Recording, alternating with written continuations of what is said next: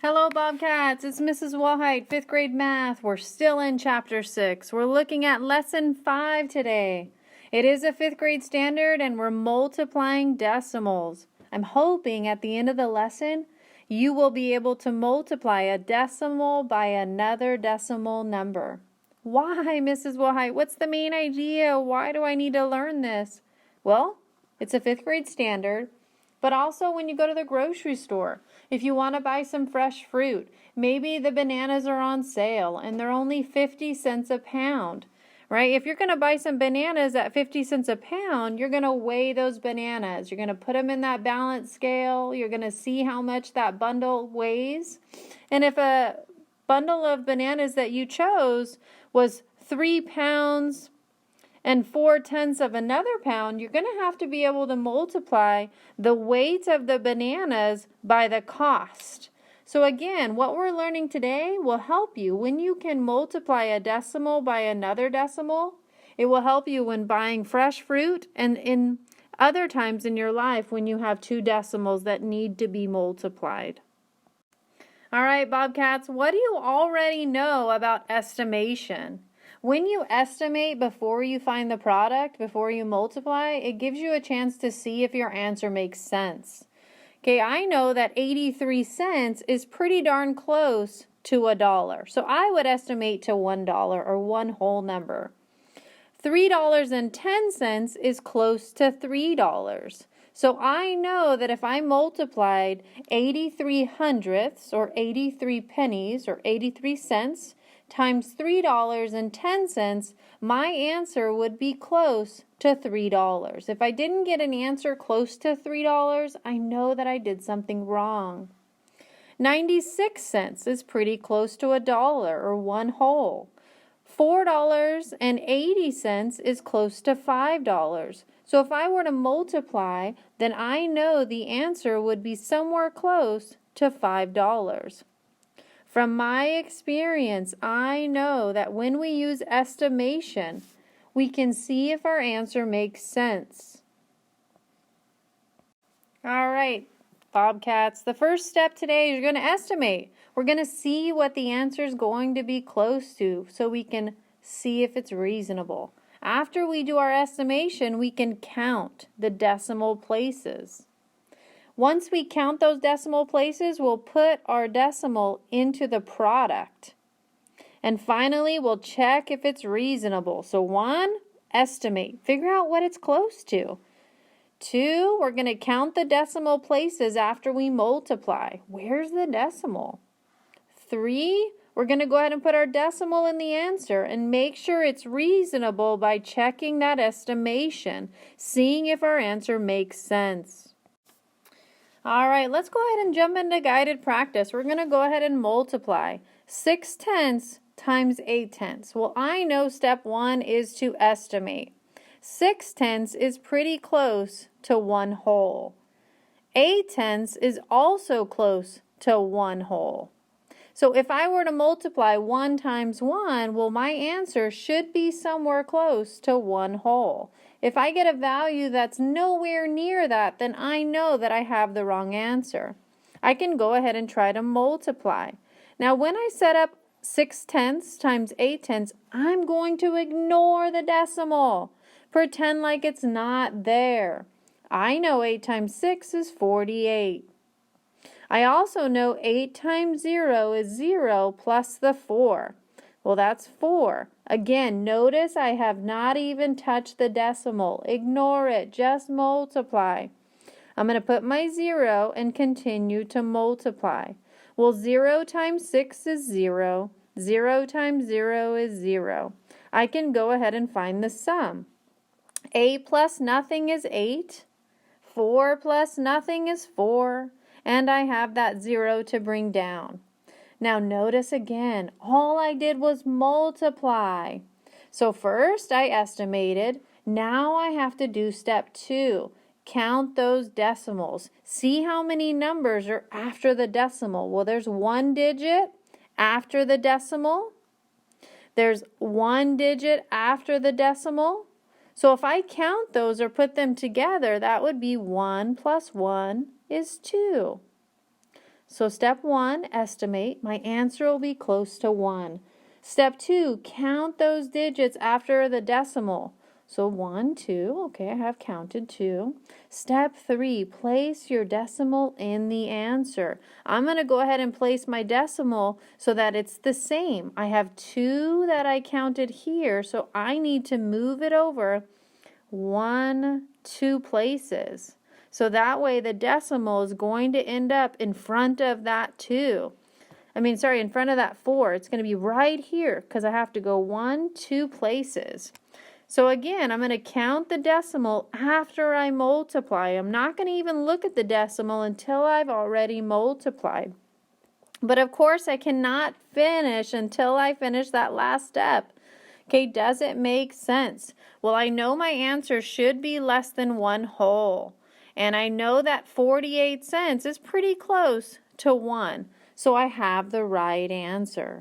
Okay, Bobcats, let's try guided practice number 2. I'm going to estimate first. Well, 1.7, 17 tenths, is close to 2 wholes. 2.4, well, that's pretty close to 2 as well. So I can go ahead and multiply. 2 times 2 is 4. I should get an answer that's close to 4. If I don't get an answer that's close to that, well, then I know that I did something wrong and I can't move on. So now I'm going to go ahead and just multiply. Remember, forget the decimal for now. Just multiply like you know how to. 7 times 4 is 28. 4 times 1 is 4. 5, 6. I'm done with the 4. Now I can put my 0 and move on to the tens place. 2 times 7 is 14. Bring up my 1. Sometimes I like to scribble on that one so I don't get confused. So I know there's only a 1 there. And then 2 times 1 is 2, plus the 1 is 3. I can find the sum of these two partial products. That's 8. 6 plus 4 is 10. Bring up my 1.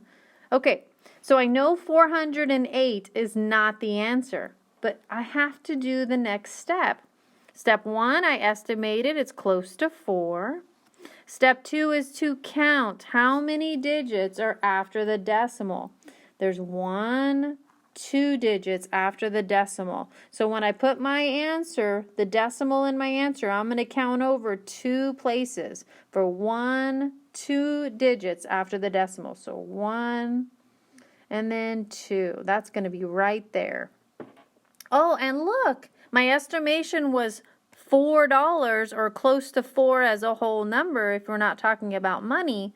So I know that 4 and 800ths or $4.08 is definitely close to my estimation. I have the right answer. Okay, let's try number 3. I'm going to estimate first. Well, it's pretty close to 1 whole. 3.8, 38 tenths is definitely close to 4. So I can multiply. 1 times 4 is 4. I should get an answer that's close to 4 as a whole number. Again, a nice strategy is to ignore the decimal until you're done multiplying. So I'm just going to multiply. 9 times 8 is 72.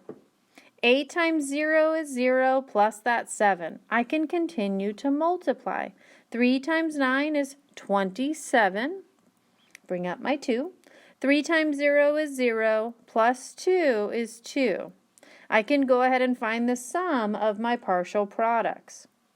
7 plus 7 is 14. I'm going to bring up the 1. So I know the answer is not 342. I'm going to count how many digits are after the decimal. And I can see that there's 1 digit here, and there's 1 digit here. So if I were to count these, that's 1, 2 digits after the decimal. I'm going to go ahead and put that decimal in my answer, and I need to make sure my decimal is also 1, 2 places over. So it goes right there.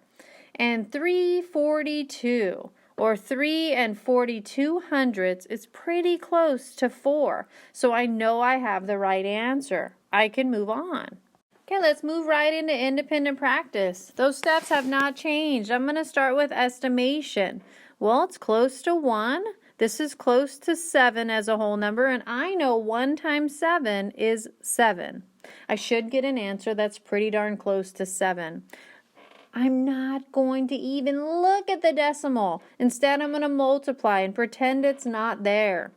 1 times 6 is 6.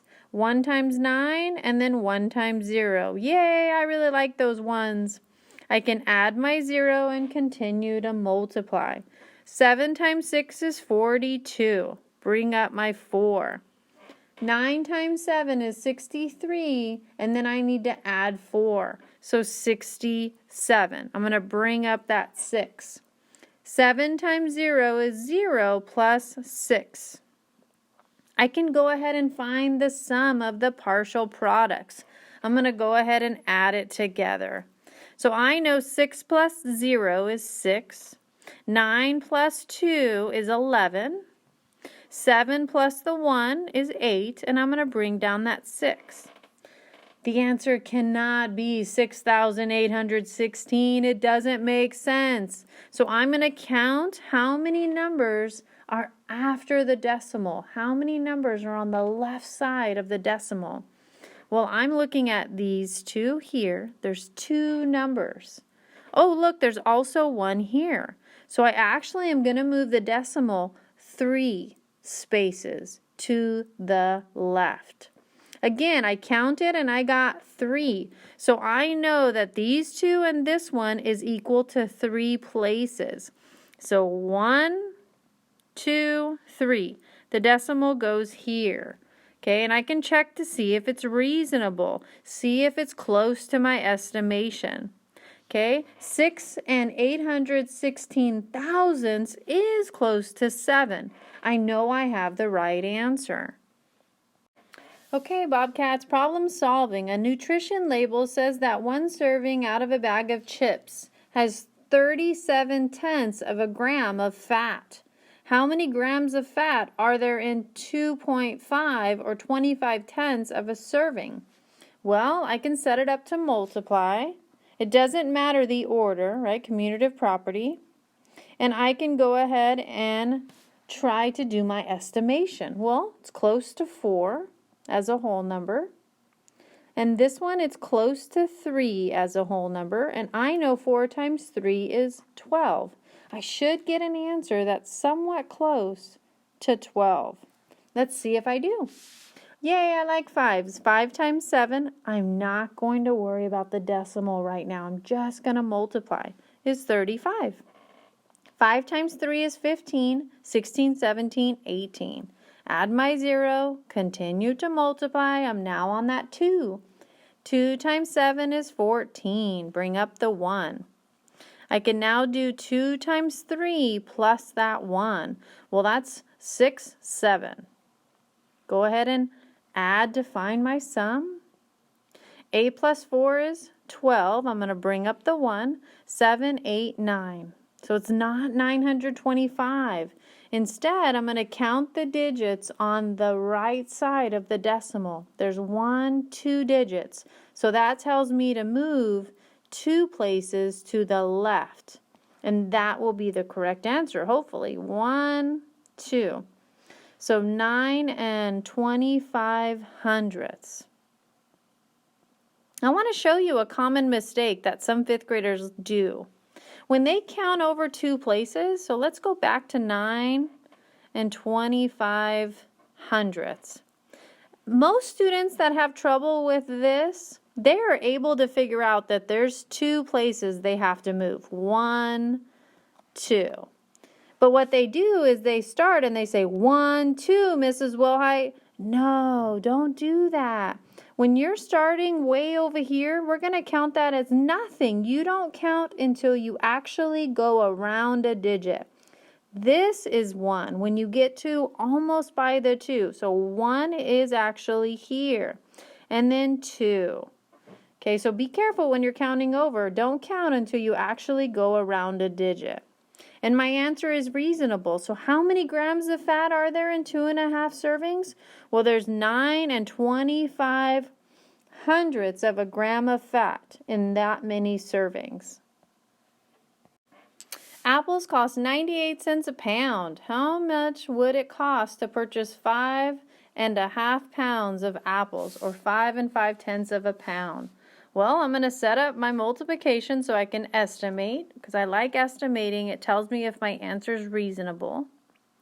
Okay, well, this is pretty close to 1 whole, right? 5.5 is close to 6 as a whole number. I know 1 times 6, well, my answer should be close to 6 as a whole number. I can go ahead and multiply and see what I get. I'm going to ignore the decimal. 8 times 5 is 40. 9 times 5, 45, plus that 4 is 49.